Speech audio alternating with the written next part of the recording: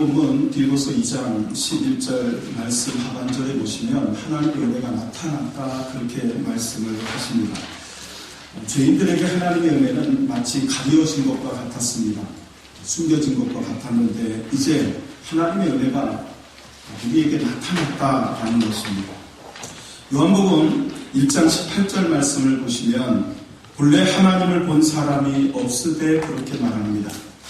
아버지 품속에 있는 독생하신 하나님이 나타내셨느니라. 하나님을 본 사람이 없다. 하나님의 영광을 본 사람이 없다. 그러나 아버지 품속에 있던 독생하신 하나님이 그 하나님을 나타내셨다. 그렇게 말씀하고 있습니다.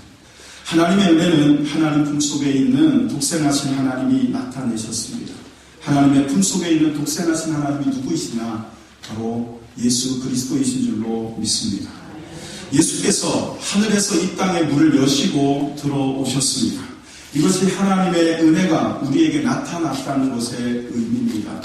디모데후서 1장 9절로 10절 말씀을 보면 이것은 좀 더 분명하고 명확해집니다. 하나님이 우리를 구원하사 거룩하신 소명으로 부르심은 우리의 행위대로 하심이 아니요 오직 자기의 뜻과 영원전부터 그리스도 예수 안에서 우리에게 주신 은혜대로 하심이라. 할렐루야. 여러분, 우리가 구원받은 것은 우리가 다른 어떤 행위나 또는 우리의 자격으로 받은 것이 아니라 하나님의 거룩하신 소명으로 또 하나님의 뜻과 하나님의 은혜로 구원하셨다는 것입니다. 그런데 10절 말씀을 보시면 이제는 우리 구주 그리스도 예수의 나타나심으로 말미암아 나타났다. 무엇이 나타났느냐? 하나님의 은혜가 나타났는데 어떻게 나타났느냐? 예수 그리스도로 말미암아 나타났다는 거죠. 그러니까 하나님의 은혜가 우리에게 나타났다는 것은 다른 말로 하면 예수님께서 우리에게 오셨다. 예수님께서 우리 가운데 함께 하신다라는 뜻이라는 겁니다. 예수님의 나타나심으로 말미암아 하나님의 은혜가 저와 여러분에게 나타난 줄로 믿으시면 아멘 하시기를 축원합니다. 할렐루야. 예수님이 오셨고 예수님이 나타나셨습니다. 우리에게 그 예수님이 바로 하나님의 은혜가 나타나신 것입니다. 이렇게 나타나신 하나님의 은혜, 예수 그리스도께서는 오늘 본문 11절을 보시면 모든 사람에게 구원을 주시는 그랬습니다. 예수 그리스도의 나타나심은 하나님의 은혜의 나타나심인데 하나님의 은혜의 나타나심이라는 것은 모든 사람에게 구원을 주시는 하나님의 은혜다라는 것입니다. 하나님의 은혜는 공평합니다. 하나님의 은혜는 평등합니다. 인종을 뛰어넘어 남녀노소를 불문하고 빈부와 쥐, 고하를 막론하고 누구에게나 평등하고 공평하게 똑같이 은혜로 구원 얻게 하시는 나타나심입니다. 하나님의 은혜가 나타난 목적이 무엇입니까? 11절 말씀은 그것을 말합니다. 하나님의 은혜가 나타나신 목적이 무엇이냐? 모든 사람에게 구원을 주시기 위해서. 그 모든 사람 가운데 저와 여러분이 있는 줄로 믿습니다.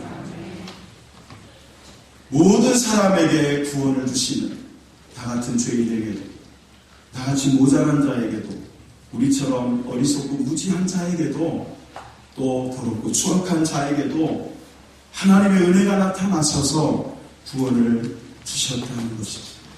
요한복음 3장 17절 말씀을 보시면 하나님이 그 아들을 세상에 보내신 것은 세상을 심판하려 하심이 아니요 그로 말미암아 세상이 구원을 받게 하려 하심이라 그랬습니다.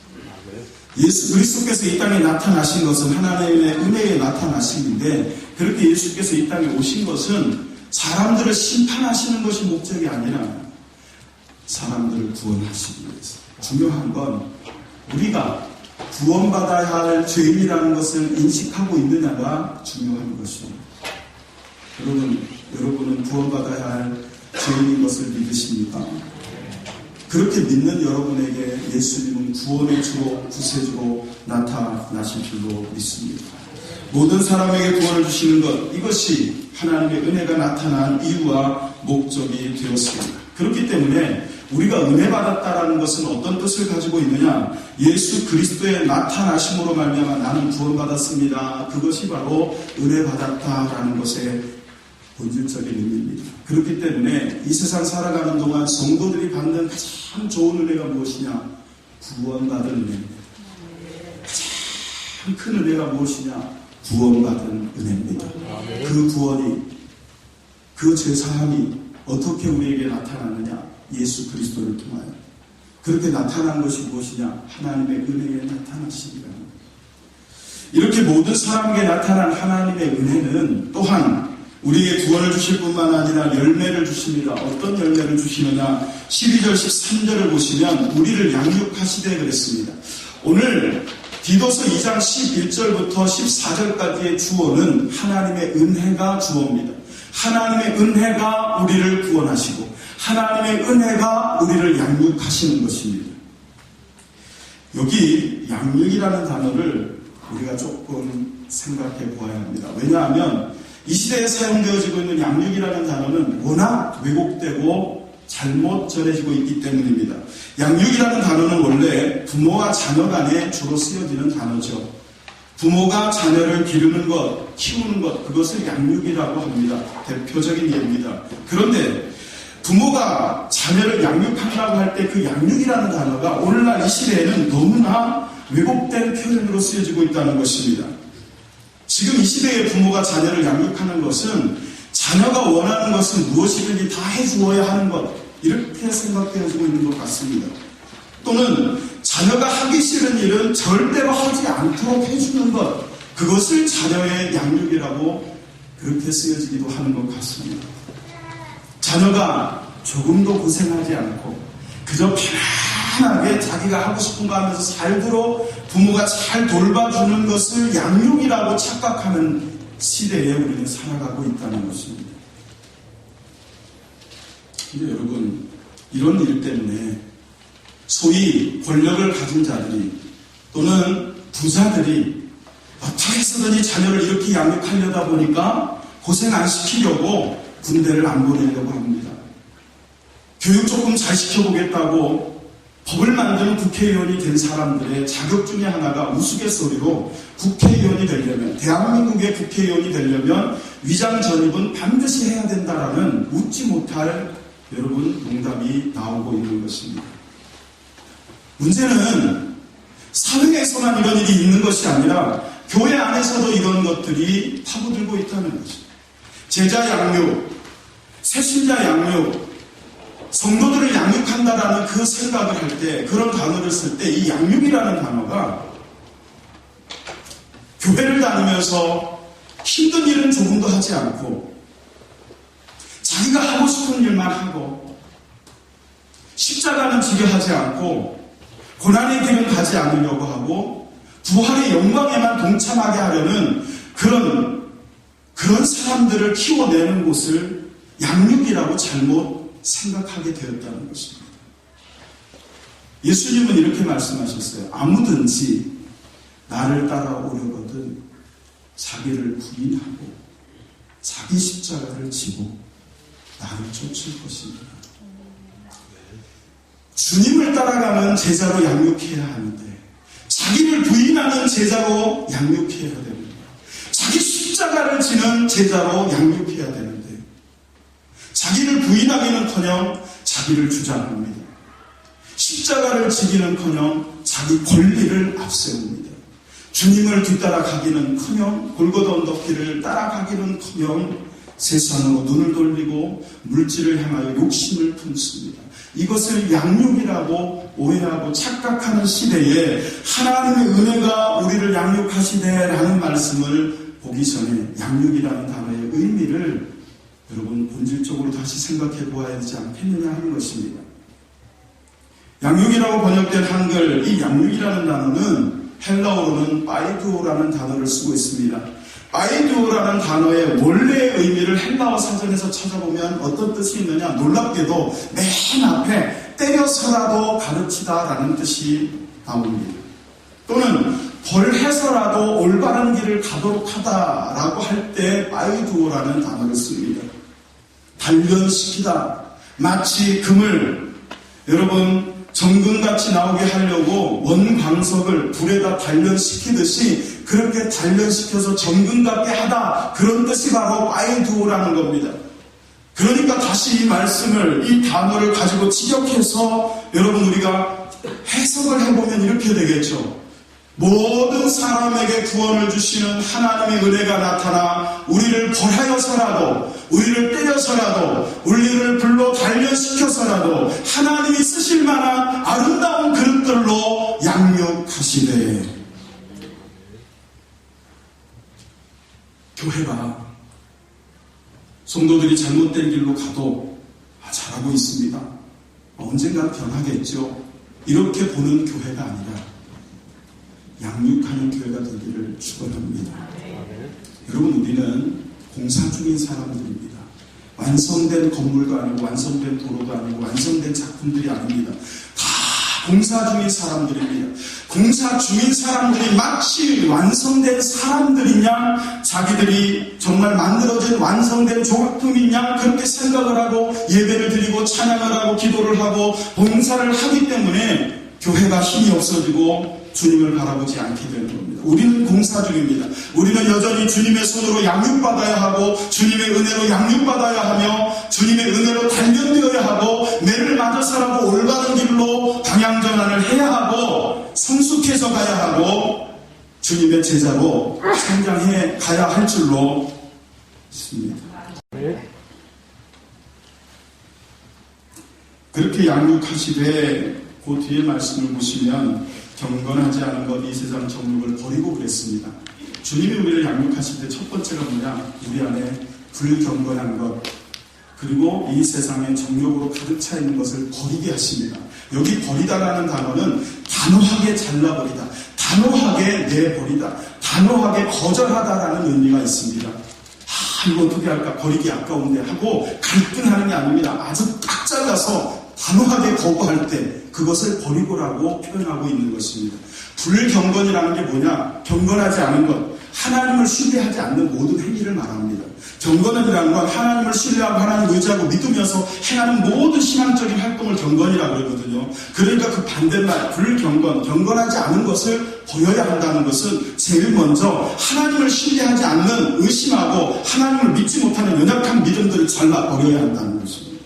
그리고 이 세상 정욕을 버리라 그럽니다. 이 세상 정욕이라는 건 뭘까요? 사람들은 본능적으로 식욕을 갖고 있습니다. 수면욕도 갖고 있고 소유욕도 갖고 있습니다. 그거는 본능이고 기본적으로 누구나 갖고 있는 것이에요. 그러나 그 본능적인 소유욕, 본능적인 어떤 수면욕, 이런 어떤 본능적인 것 이상으로 과도하게 욕심을 내는 것, 그것을 정욕이라는 겁니다.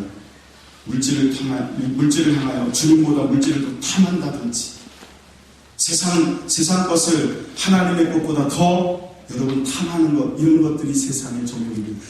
하나님은 우리를 때려서라도 벌주어서라도 단련시켜서라도 양육하시되 불경건한 것을 버리고 이 세상 정욕을 버리게 하십니다. 이게 하나님의 은혜가 나타나서 우리에게 맺혀지는 삶의 열매입니다. 이런 열매가 여러분에게 풍성하시기를 주의 이름으로 축원합니다. 아멘 하신 분들은 맞을 준비가 되신 분들이에요. 아멘 하신 분들은 주여 나를 단련시켜 주옵소서. 여러분, 단련받지 못하고 그냥 돌덩어리 그대로 있는 것보다는 뜨거운 불 속에라도 들어가서 정금같이 나오는 것이 할렐루야, 은혜 아니겠습니까? 이렇게 버려야 할 것과 또한 양육은 살게 합니다. 자, 양육이라는 건 하나는 버리는 것, 하나는 살아가는 것입니다. 어떻게 살게 합니까? 오늘 본문 여러분 12절, 13절을 보시면 하나님은 우리를 신중함과 의로움과 경건함으로 살게 하신다고 했습니다. 그리고 그리스도 예수에 대한 소망을 가지고 살게 하신다 그랬습니다. 모든 사람에게 구원을 주시는 하나님의 은혜가 여러분 우리에게 나타났습니다. 그 은혜는 우리를 양육하십니다. 어떻게? 경건하지 않은 것, 이 세상의 정욕을 버리고 그리스도께 속한 신중함과 의로움과 경건함으로 살아가게 하십니다. 여러분의 삶 속에 경건함이 드러나기를 축원합니다. 예수 믿는 사람들은 그래서 예수 믿지 않는 사람들보다 예수 그리스도의 은혜로 양육되어 가고 있기 때문에 말도 예쁘게 하고 말도 조심하여 하고 삶도 착해야 되는 것입니다. 그리고 하나님의 은혜가 나타난 것은 분명한 목적이 있습니다. 자, 여러분, 이쯤에서 여러분에게 말씀을 정리해 드립니다. 첫째, 오늘 말씀에서 우리가 깨달아야 할 첫째, 하나님의 은혜가 나타난 목적이 무엇이냐? 하나님의 은혜가 나타난 결과가 무엇이냐? 결과가 구원 얻는 것입니다. 열매가 무엇이냐? 불경건과 이 세상의 정욕을 버리고 신중함과 의로움과 경건함으로 살고 소망을 가지고 사는 것입니다. 마지막, 하나님의 은혜가 나타난 것은 분명한 목적과 목표가 있습니다. 그것은 14절 말씀 하반절에 보시면 자기 백성이 되게 하려 하심이라 그랬습니다. 14절 말씀을 같이 큰 소리로 읽어보겠습니다. 그가 우리를 대신하여 자신을 주시는 모든 불법에서 우리를 선량하시고 우리를 깨끗하게 하사 선한 일을 열심히 하는 자기 백성이 되게 하려 하심이라 그랬습니다. 하나님의 은혜가 나타나 우리를 하나님의 백성이 되게 하셨다. 한 나라의 백성이 되려면 그 나라에서 태어나야 됩니다. 미국 시민이 되고 미국 백성이 되려면 미국 땅에서 태어나면 됩니다. 그래서 우리나라 사람인 엄마가 아이를 잉태하고 이 아이가 미국 시민권자로 자라게 하려고 어떻게 합니까? 예, 잘 아시죠, 그런 거. 원정 출산을 해요. 한참 원정 출산이 유행했던 때가 있어요. 그 참 불합리하지 않아요? 다른 나라 사람인데, 예? 미국 땅에서, 미국 병원에서 애를 낳았다고 그 아이는, 부모는 안 돼요. 아이는 미국 시민권자가 된다는 게 참. 돈 있는 사람들, 아들이면 미국 시민권 얻어서 군대 안 보내고, 이미 우리는 아들인지 딸인지 알잖아요. 원래 알려주면 안 되지만 다 알잖아요. 5개월, 6개월 넘어가면 아들인지 딸인지 거의 정확하게 압니다. 물론 가끔 실수도 있지만 그 여러분 원정 출산을 하는 거예요. 근데 그러지 않고 정말 그 나라의 백성이 되려면 어떻게 돼요? 자연적으로 그 나라에서 태어나든지 아니면 다른 나라에 살다가 이민을 의식을 하고 제가 이거를 준비한 건 아닌데, 이민을 가면 여러분 그냥 받아주는 거 아니에요. 가도 여러분 굉장히 까다로운 절차와 까다로운 심사와 까다로운 시험을 거쳐서 이제 당신은 이 나라 백성이고 해주는 거예요.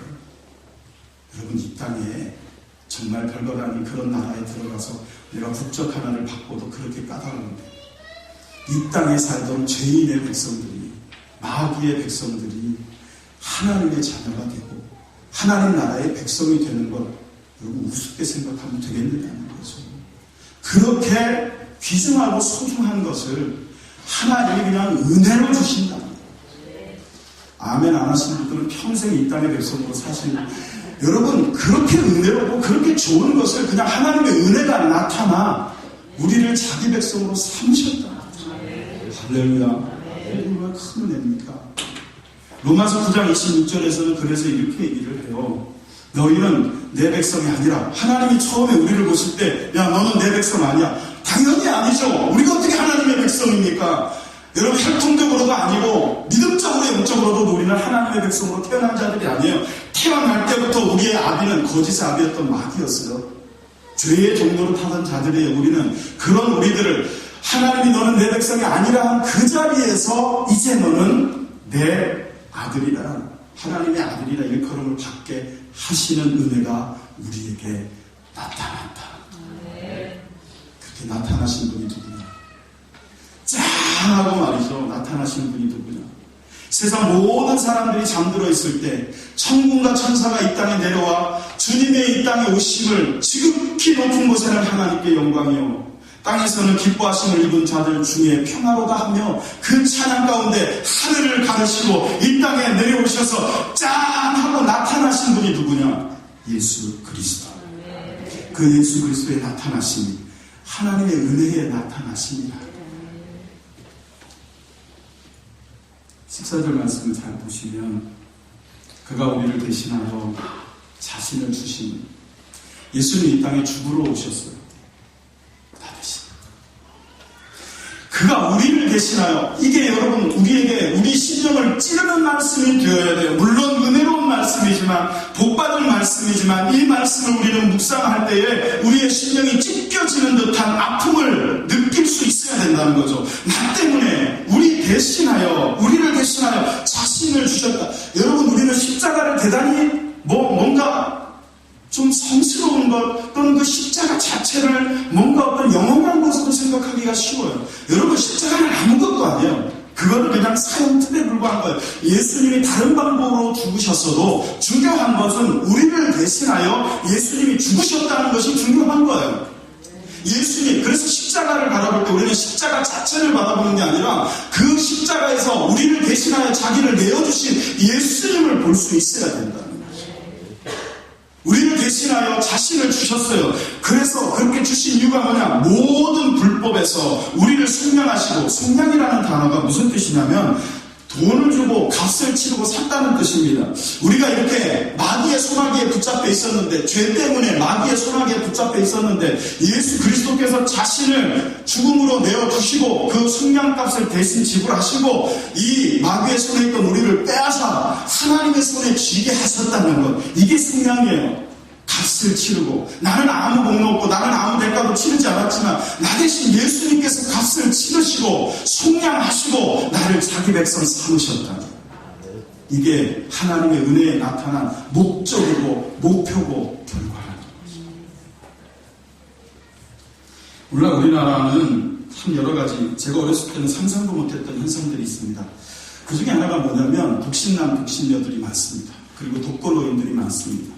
혼자 사는 분들이 너무 많아요. 그러다 보니까 이게 외로움과 쓸쓸함을 달래보기 위해서 어떻게 하느냐면 반려동물을 키웁니다. 반려동물 키우는 것이 굉장히 보편화되어 있고 그 산업이 굉장히 활성화되어 있고 지금 잘 성장을 하고 있다고 합니다.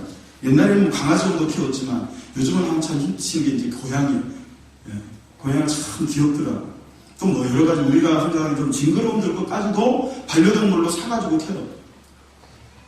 가끔 어떤 것들은요, 제가 보니까 제 목숨값보다 더 비싼 것도 있고, 누가 저를 70만 원에 사갔겠어요.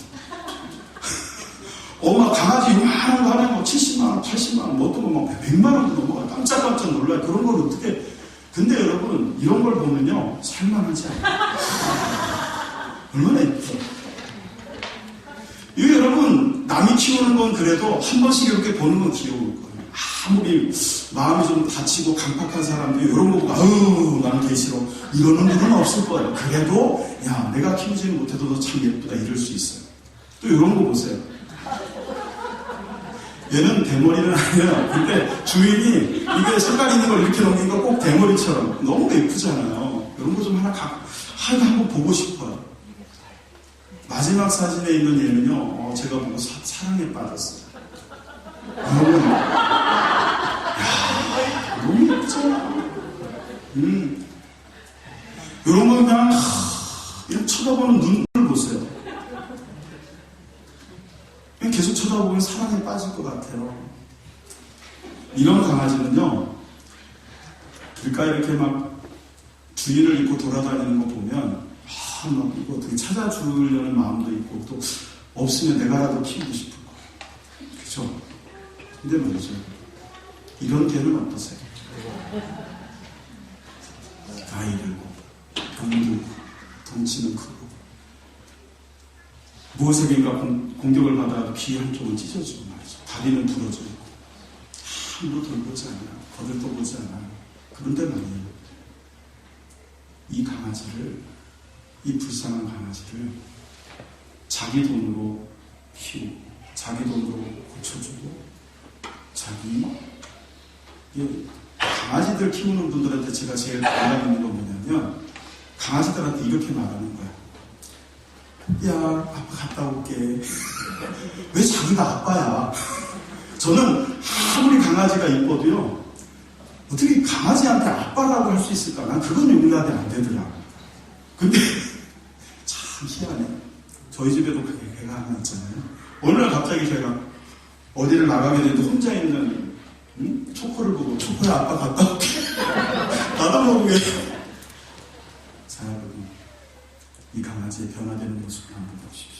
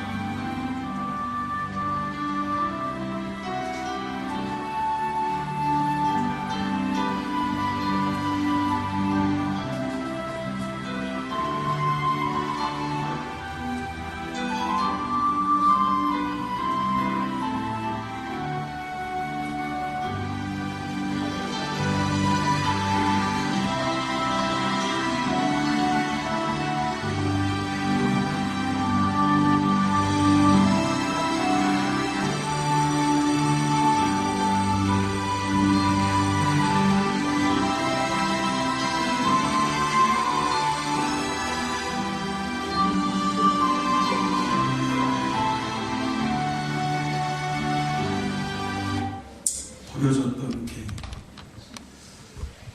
여기서도 그러잖아요. 그 개를 아무도 거들떠보지 않던 개를 데려다가 자기 돈 들여서 먹이고 씻기고 입히고 재우고 병원에 데려가 치료해주고. 그러니까 여러분, 이 강아지가 이렇게 변했어요. 어떤 분은 이 개의 변화되는 모습을 보면서 주여, 주여, 여기에는 주여가 저절로 나와요. 네, 여러분, 제가 왜 이걸 여러분에게 설교 도중에 영상으로 드리겠어요? 이 개보다도 더 심각하게 영적으로 죽어있고 버려졌던 영혼들이 저와 여러분, 그런 우리에게 주님이 나타나신 것, 그리고 우리를 싸매시고 씻기시고 고치시고 구원해 주시고, 지금도 너는 내 아들이다. 제가 그랬잖아요. 걔가 아무리 좋아하고 어떻게 내가 걔 아버지가 됩니까? 하나님이 우리를 아무리 사랑하셔도 우리가 어떻게 하나님의 자녀가 됩니까? 우리는 이거 당연하게 여겨요. 하나님 앞에 아무것도 해드린 것도 없으면서 하나님은 나의 아버지가 되시고 내가 하나님의 자녀가 되었다는 걸 너무 당연하게 여겨요. 당연한 것이 내게 믿음이 있는데, 여러분에게 정말 믿음이 있습니까? 우리에게 정말 나는 하나님의 자녀가 되었다고 큰 소리 치고 당당하게 그 권리를 요구할 자격이 있습니까? 오직 주님의 은혜가 나타나서, 오직 주님의 은혜로 예수님을 대신 주고 아무 상관없던 나를 하나님의 자녀로 삼으신 것, 이게 하나님의 은혜가 나타나신 목적이요 이유라는 것입니다. 우리는 육체적으로는 풍성한 삶을 살고 있습니다. 잘 먹고 잘 입고 잘 살고 있습니다. 힘들다고는 해도, 나라가 힘들다고는 해도, 세계 경제가 힘들다고는 해도 쌀이 없어 굶는 사람 없습니다. 우리 가운데 옷이 없어서 이 영하의 추운 날씨에 벗고 다니는 사람 없습니다. 집이 없어 떠도는 사람도 없습니다. 적어도 이 자리에서 예배하고 있는 저와 여러분 중에는 없습니다. 그러나 이것이 다일까요? 라오디게아 교회를 향하여 예수님은 이렇게 말씀하십니다. 내가 말하기를 나는 부자라 부요하여 부족한 것이 없다 하나 내 공부한 것과 가련한 것과 눈먼 것과 벌거벗은 것을 알지 못하느냐 그랬습니다. 여러분, 우리는 육체로 태어난 사람들입니다. 하나님 우리를 만드실 때 흙을 빌어서 그 흙으로 말미암아 아담을 지으셨습니다. 아담이라는 것은 히브리어로 흙이라는 뜻이에요. 흙. 그래서 하나님은 너는 흙이다. 너는 이후에 네가 어떤 지위에 오르거나 어떻게 살아도 네가 흙이라는 걸 잊지 말라 그랬어요. 그래서 흙이라고 지으신 거예요. 그리고 또 하나는 우리가 흙으로부터 왔다는 걸 깨닫게 하기 위해서 흙이다 그랬어요. 그렇게 흙으로 우리의 육을 만드신 후에 그 코에 생기를 불어넣으셔서 하나님의 생명이 된지라. 그래서 여러분, 예수님 밖에 있는 자들을, 예수 믿는 사람들이 뭐라고 그럽니까? 저 죽어가는 자. 그렇게 얘기해요. 우리보다 잘 살고 우리보다 똑똑하고 우리보다 많이 가지고 우리보다 힘 있는 그런 국회의원 대통령이라 할지라도 예수 밖에 있으면 죽어가는 자예요. 이미 죽은 자예요. 왜? 뭐가? 육으로는 우리보다 잘 살고 있지만 영으로는 죽은 거예요. 그래서 라오디게아 교회를 향하여 주님은 이렇게 말한 거예요. 너는 육적으로는 부자라, 부족한 것이 없다고 할지 모르지만 영적으로 볼 때 너는 곤고하고 가련하고 가난하고 눈멀고 벌거벗어 버렸다는 것입니다. 여러분들 중에 어떤 분들은 아무 삶적으로 부족한 것이 없어 나는 평안하다 할지라도 영적으로 볼 때 하나님 앞에서 곤고한 자, 가난한 것, 눈먼 것, 벌거벗은 자와 같은 삶을 살고 있는 분은 없느냐 하는 것입니다. 사랑하는 성도 여러분, 눈을 뜨시기 바랍니다. 그렇게 곤고했던, 그렇게 가난했던, 그렇게 버려지고 그렇게 발가벗은 것과 같이 처량했던 우리에게 하나님의 은혜가 나타나셨어요. 예수 그리스도의 은혜가 나타나셨어요.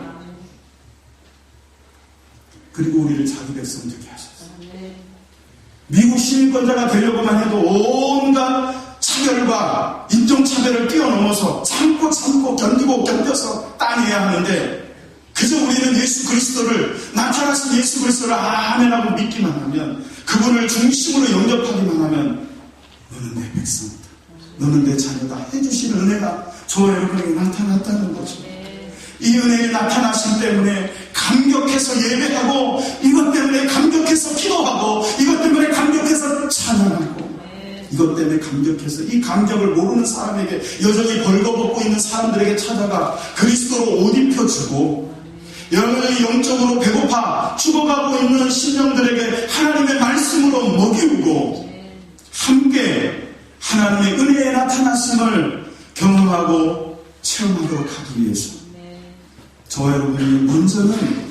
하나님의 은혜가 우리에게 나타났음을 깨닫고 경험하고 체험하고 할렐루야 맛보아야 될 줄로 믿습니다. 하나님의 은혜가 나타나 우리를 구원하셨습니다. 하나님의 은혜가 나타나 불경건한 것과 이 세상 정욕을 다 버리게 하시고 신중함과 의로움과 경건함의 열매를 맺으며 살게 하셨습니다.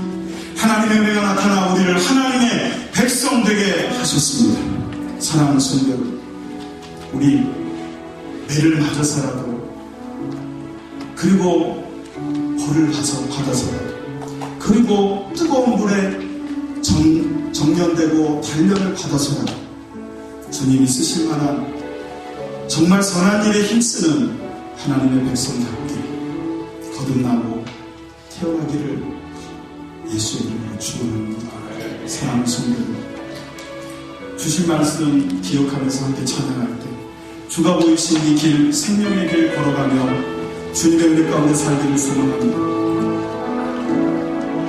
주가 보이신 생명의 길, 주님과 함께 사랑을 드리며 주님 앞에 나가리. 나의 의로움이 되시는 그 예수, 나의 길이 되시는